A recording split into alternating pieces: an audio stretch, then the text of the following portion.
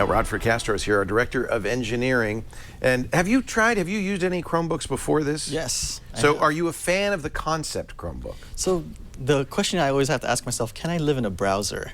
Right, because that's basically what a Chromebook is. Yes. It's Chrome. Yes. Yeah. So in this one, I could. All right. Right. Let's take a look.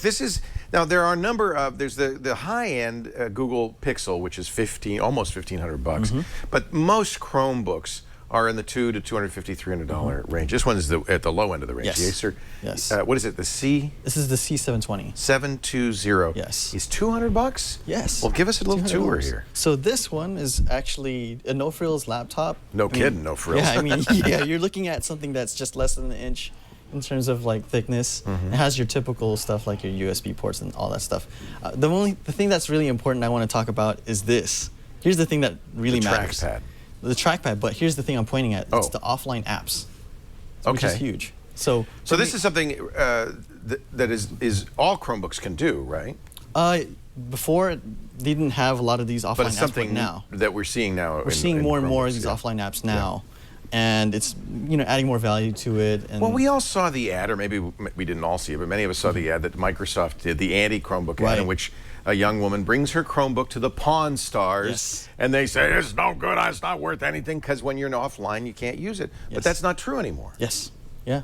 So, well, more and more apps are becoming more offline for the Chromebooks. Right. And we're starting to see things like notes. Before, you could just do things like your calculator offline, but now you can put notes in, you can play a few games. So you can store stuff. Yes. And of course, if you're doing mail, you can do mail offline, but you have to have the foresight to download the mail before you get offline and upload it after you get back online. A la Outlook, right? So you're bringing stuff in. That's okay, though, if you're used to it. Yeah. What you can't do is surf the internet offline. Of course. But you can't do that on any computer offline. Well, they do have this thing called Pocket where you actually download the pages. Really? Yeah. Yeah, I guess you're right. Yeah, read it later kind of stuff. So it's actually pretty cool. When a $200 computer, you're going to make sacrifices. Yes. What are the sacrifices here? Well, obviously without Wi-Fi and things like that. But the other big sacrifice is the fact that this is it's an Intel-based Celeron. Okay. So you're getting a little slower. Yeah, it's a little slower, but you really don't need that kind of power for what you're doing over here. How about the screen? What is that? It's 11.6 inches and it's full HD.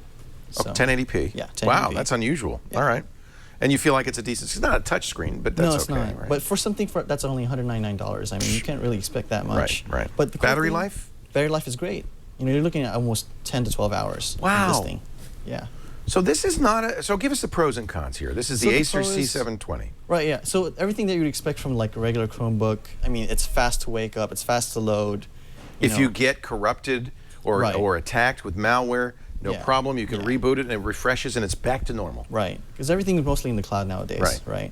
But the biggest con still, again, it's the Wi-Fi thing. It's the whole. You have to be online. Yeah, you got to be online. And there's no Ethernet port on that either, by the way. Yes. So there's no Ethernet port, just some USBs and SD cards and stuff like that. Right. But for the most part, I mean, can I live in a browser?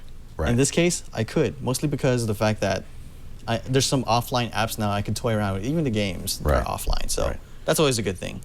But yeah, if you check out the web store, I mean, this is all offline apps, and I could go on and on and on with this. Yeah.